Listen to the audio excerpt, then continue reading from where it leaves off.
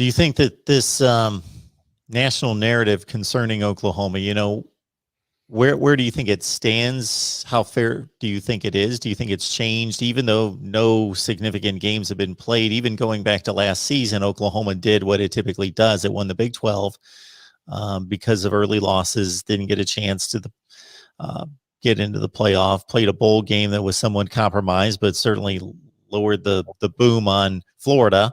Right.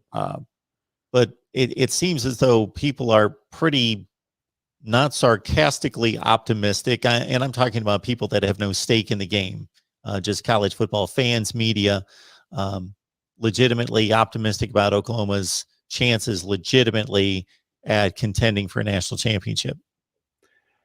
Yeah, so in terms of the narrative, Mark, I mean, it's there. I mean, I think it's fair, right? I mean, I think Oklahoma has really struggled when even you go back to the BCS games, you go back certainly to the playoff. Oklahoma has not fared well in championship games. Certainly hasn't won the national championship since the 2000 season, but have been there. They've been there in 2003 against LSU, again in 2004 against USC, 2009 against Florida, and then they've got the losses in the playoff games to Clemson, and then to Alabama, and then LSU again. So you've got 0-7 in your last playoff BCS championship game. So I think Oklahoma's done a really good job at being able to recruit and bring really high quality kids in, even with that narrative being out there. So I mean, I think it's fair. I think it's a very critical season for Oklahoma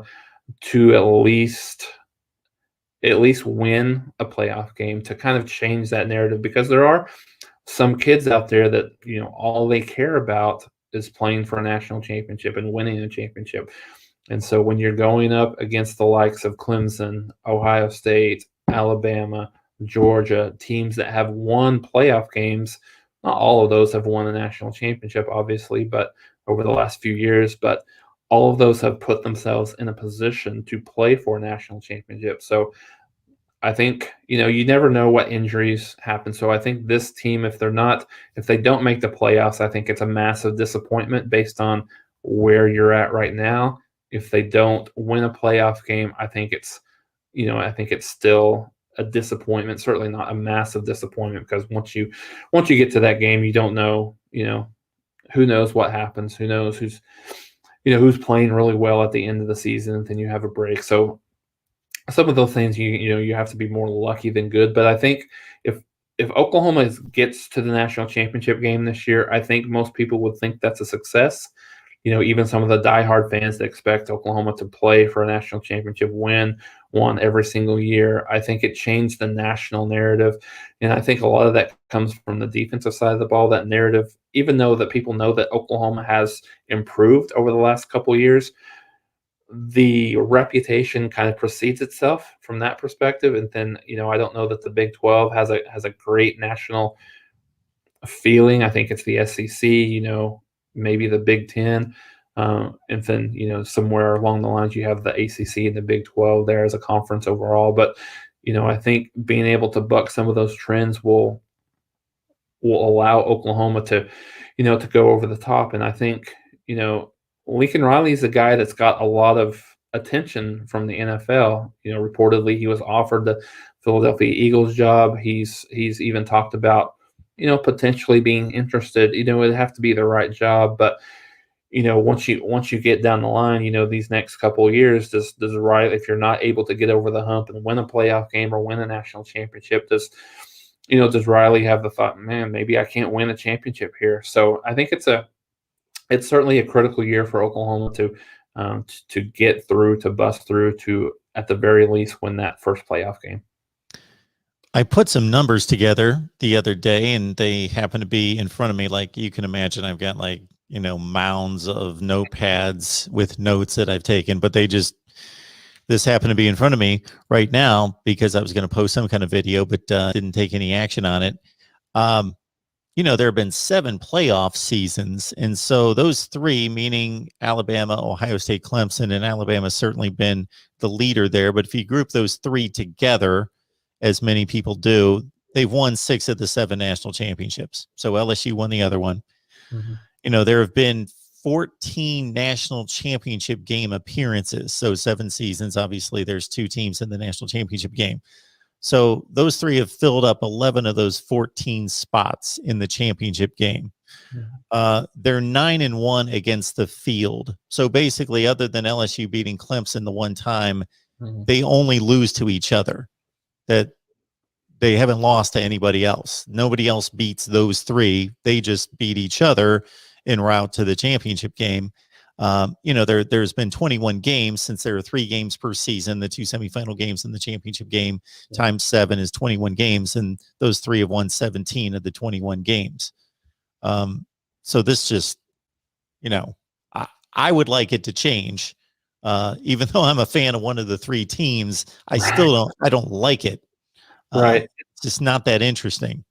Well, and I think that's why, you know, college football fans overall, you know, enthusiasts, not necessarily. I mean, everybody has a team that they've, you know, consistently followed and covered or liked or what have you. But I think people that are fans of the game itself, I think a lot of them share your view, especially when you look at it compared to college basketball. A lot of parity in college basketball, seemingly almost every single year, versus it's the same teams over and over and over again on the college football side. So, you know, whether Oklahoma or whoever it might be to break through, I think that is I think that will be good overall for the sport. You know, like I said, it doesn't have to be Oklahoma if it's another, you know, if it's another team that's able to do that. I think, you know, to kind of break up some of the monotony of the, you know, those power 3. But I think, you know, as we've talked about, this year, you know, seems to be that year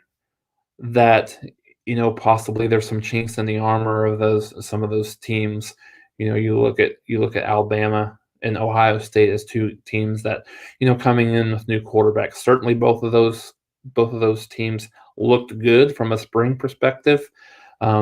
Bryce looked good, and then Stroud looked good. And then, obviously, you know that a little bit more than I do from an Ohio State perspective. But, you know, I think going in, the narrative is, you know, they're certainly a little bit more inexperienced at the quarterback position than what Oklahoma is. So it gives Oklahoma or whoever that, you know, that 4th, 5th team is, the ability to kind of break through. Do some of those teams beat up on each other? You know, specifically thinking from a SEC perspective throughout the year, Alabama, Georgia, whoever, LSU, that kind of gets into there. You know, we know Clemson outside of North Carolina probably doesn't have anybody that's going to be able to play with them this year. But then you have Ohio State, maybe somewhat similar. You know, the Big Ten was fairly down, you know, this past year. What does it look like this year? Is Penn State better? Is Michigan better? Is Iowa better? Is Wisconsin better? You know, some of those teams, are they able to challenge? But, you know, like I said, on paper,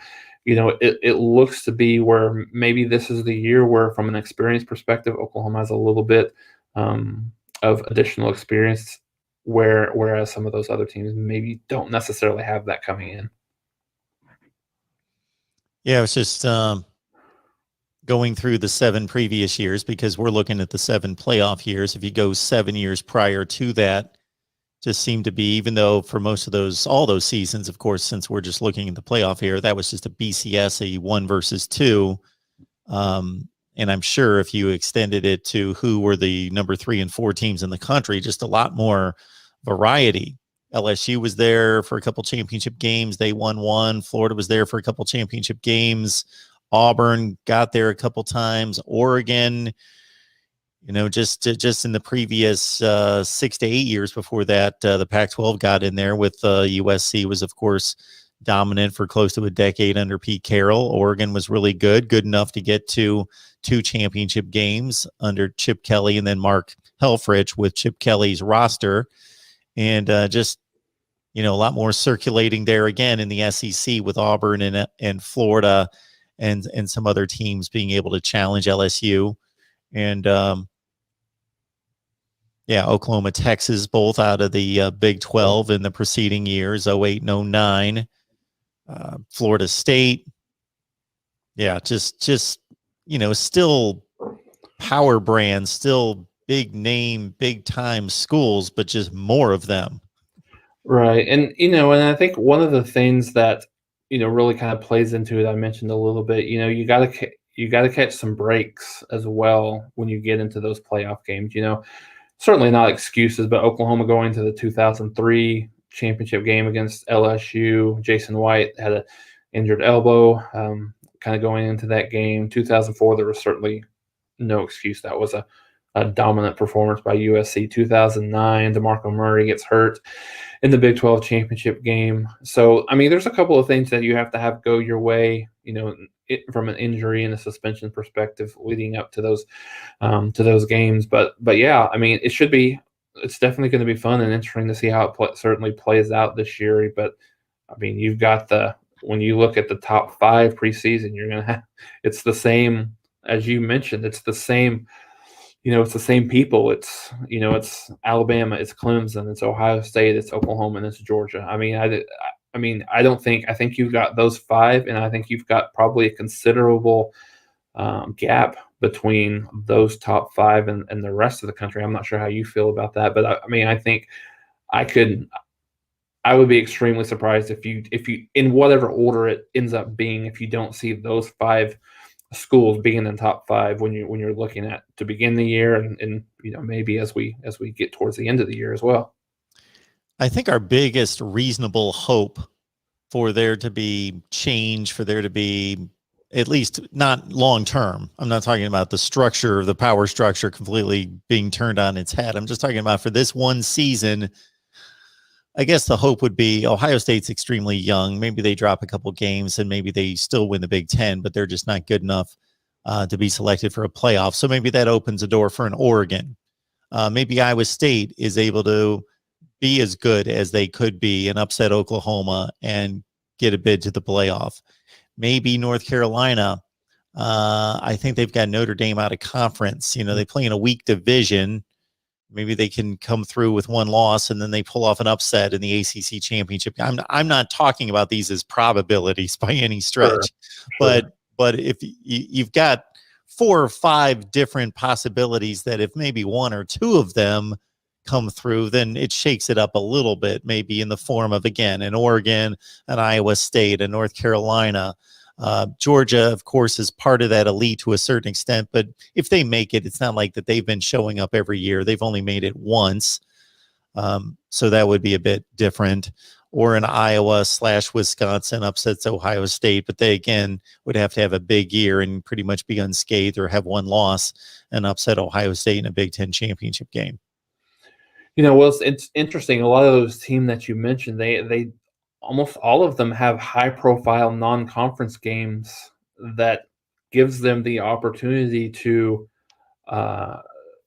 extend themselves into that conversation, or I mean, almost kind of eliminate themselves. You talk about Georgia playing Clemson early on. The loser of that game really has to go undefeated, the rest of the way to be able to to be able to be in that national championship race. Oregon plays Ohio State at the shoe earlier, early on in the season. If Oregon somehow can win that game, then, they can certainly, put themselves in the mix. And I think when you look at Ohio State on the other side, if they win that game, that to your point about the Big Ten not being, quite as tough, you got North Carolina playing Notre Dame, you got Wisconsin playing Notre Dame, you got specifically, Notre Dame for that same reason. Their narrative is very similar to Oklahoma's, but, you got Notre Dame. If somehow they beat North Carolina and Wisconsin, they're into that conversation as well. So I think, I don't think that we're not going to see this, but I mean, let's definitely hope that we see non-conference games this year, because I think that certainly will have an opportunity to impact the championship race. For Oklahoma, they don't have, they have Tulane and they have Nebraska. Tennessee is next year, I believe. So you have not nearly as tough of a non-conference race. So it'll be interesting to see how that plays out. So some of those teams have the ability to kind of insert themselves into that championship race early on. And here's the wild card of wild cards. That's reasonable. I'm not talking about Illinois wins the Big Ten or something like that. Cincinnati, this is a difficult path, but they've created a path for themselves by scheduling Notre Dame and Indiana. Absolutely. They're playing in the American Conference. It's a good conference. It's by far the best Group of Five conference. Yeah. And in some people's eyes, you could match it up against like the ACC. And, you know, Clemson obviously is the heavyweight, but after you go about 2 or 3 deep, and it's kind of difficult to differentiate the Wake Forest of the world against Memphis and Tulsa and SMU. They're pretty similar. And if they could beat those 2 teams, and then those 2 teams have 9-3, 10-2 kind of years, why is their resume that much less than some other teams?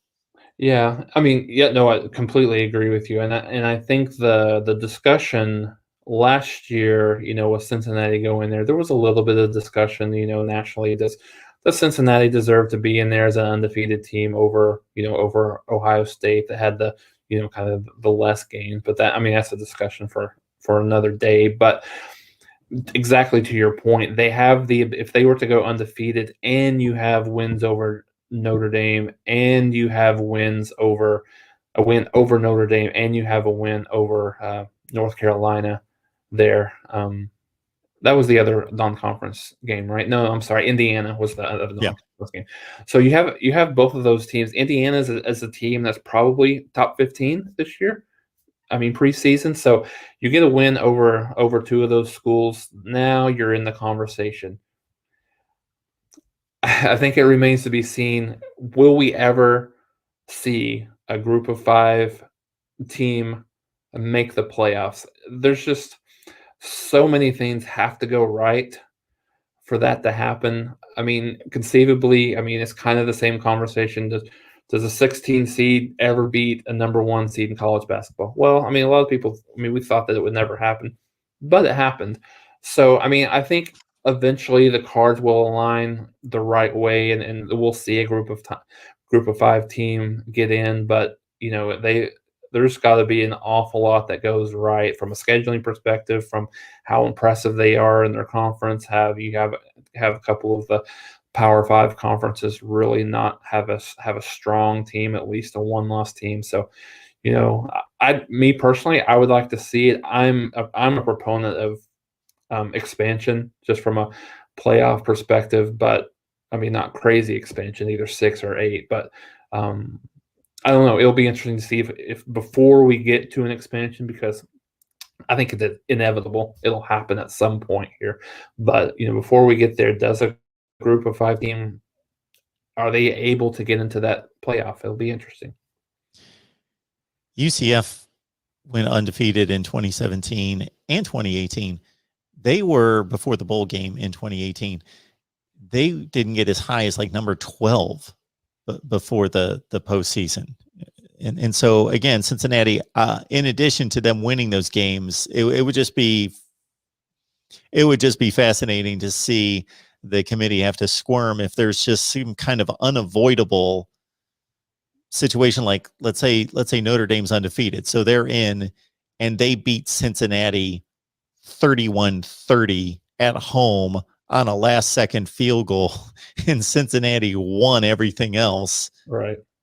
Or, of course, if Cincinnati just goes ahead and beats them, and Notre Dame's 11-1, and they've got a playoff argument themselves, and Cincinnati beat them, something like that would be fascinating.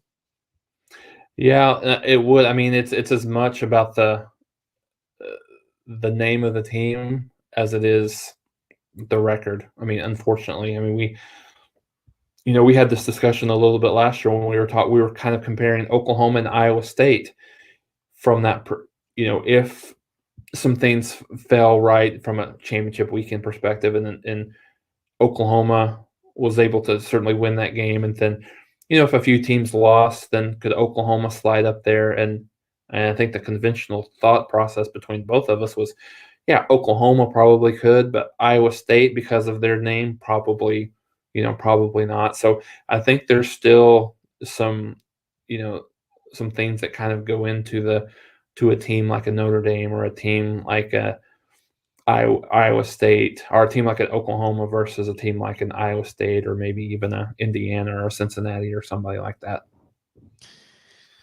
All right, we'll shut it down with this. Regina Hall, who's identifying themselves as Christopher, but regardless, we won't try to interpret that.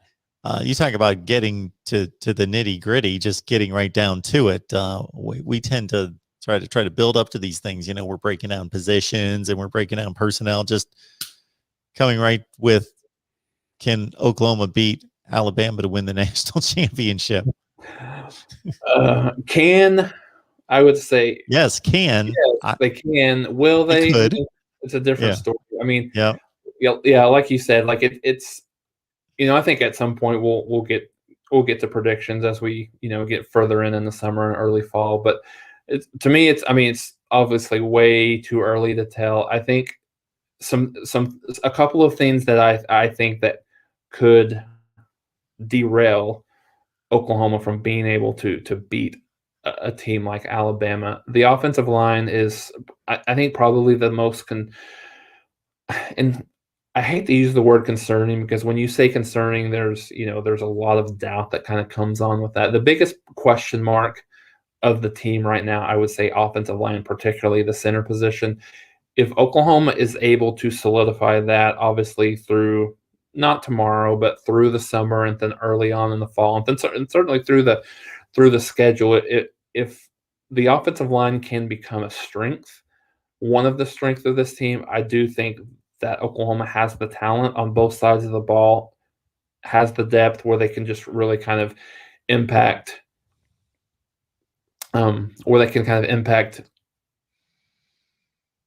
if Oklahoma has an injury, or if they have something that goes on, they're more positioned to be able to play through some of those depth issues, or some of those injury issues. So they've got that depth really everywhere, but just the offensive line is probably would be the biggest concern for me. If they can get that solidified, I think they're solid and set at a lot of the other positions.